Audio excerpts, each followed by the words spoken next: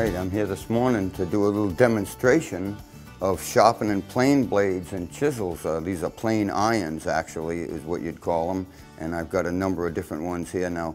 These are a number 5 plane irons for a Stanley plane. And these are just some various chisels. A little one narrow, around a ½ inch wide, and this one's around 1.5 inches wide.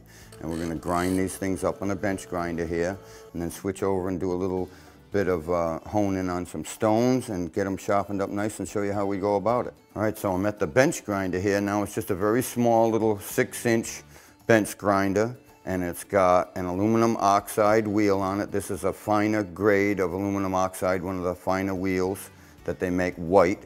And right here I've got this little setup that I've got made of a piece of wood clamped down to the bench.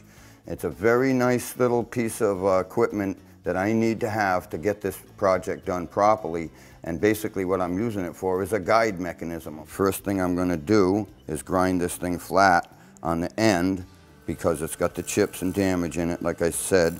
And I'm using this aluminum oxide wheel because it heats the metal very, very little. And that's the whole idea. You don't want to heat this metal up. I'm not going to quench it in water because I'm not going to heat it. I have no reason to cool it down because I'm not going to heat it up. And I'm actually going to use my thumb on my left hand as a feed mechanism. So I'm going to slide back and forth there very rapidly, and I'm not going to allow any heat to build up in this blade. I'm never grinding or lingering in any one spot to create heat in any one spot. So as I'm grinding here and getting the hollow grind that I'm looking for on the back side, I'm going to have to turn it over every once in a while like that, just to see if I'm pleased with the length of the grind that I'm getting without moving my finger as a guide mechanism so that I can move it right back into position and have the same length. There's a wind coming down off of this wheel as it rotates that actually helps cool the blade. And I can touch it with my fingers or whatever to see if the heat's increasing, but I know that as I grind it very rapidly, I don't have a problem with that. And that is the enemy, would be to heat the blade up or keep quenching it, heating it and quenching it. You just take the temper right out of it. Now I'm going to take a look at it, and I've finally ground it all the way from the heel edge all the way to the cutting edge. And it's actually got a little burr on the back side from the grinding. Now that's the way I know I've completed it.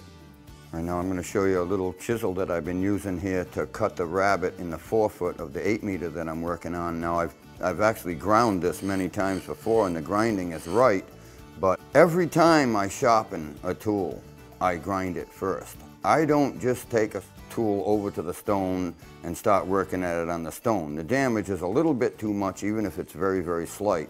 So every time I sharpen it, I go to the stone and regrind it. So you can see that it's been ground all the way from its cutting edge all the way to the heel. One nice consistent hollow grind, the length of it.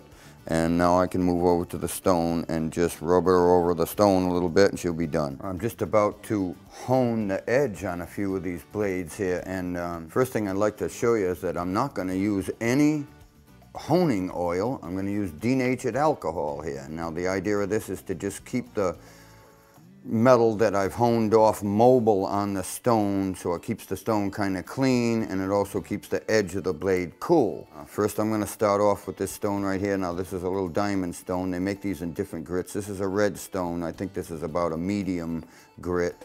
And then I've got a little Arkansas stone here, and this is a razor stone. Now I don't know what kind of stone this is, but it's awful fine, and this puts the finish on the edge right there. So I'm going to show you how it's done. I'm going to put a little alcohol on the stone here, and then feel for the right angle. I can feel the edge down right there, and I'm just going to make a couple of little swipes on there like that. And you can see that it's under the alcohol, so it's staying nice and cool, and that's it. And that diamond stone has actually raised another burr on there. So I know that I've gotten to the edge of it again. Now I'm going to put a little alcohol on this stone, and I'm actually going to lay it down on here and that's pretty much it. Move that little burr back and forth. Now I'm going to switch over to the next stone. I'm going to put a little alcohol on her. Then I'm going to rub the back again. And I'm going to stand it up, discover my angle a little bit. I'm having trouble there. Take a couple of little swipes like so. Maybe a little circular motion. Very slight. All right, so that completes the honing of the edge on that blade, and I'm going to put the frog back on it and put it black in the number 5 plane and put it into use. Despite what some people might think, that blade right there has got all its temper that it was meant to have, and when you use this blade, you can use this thing for hours and hours and hours on oak, teak, just about anything, and it just doesn't go dull right away.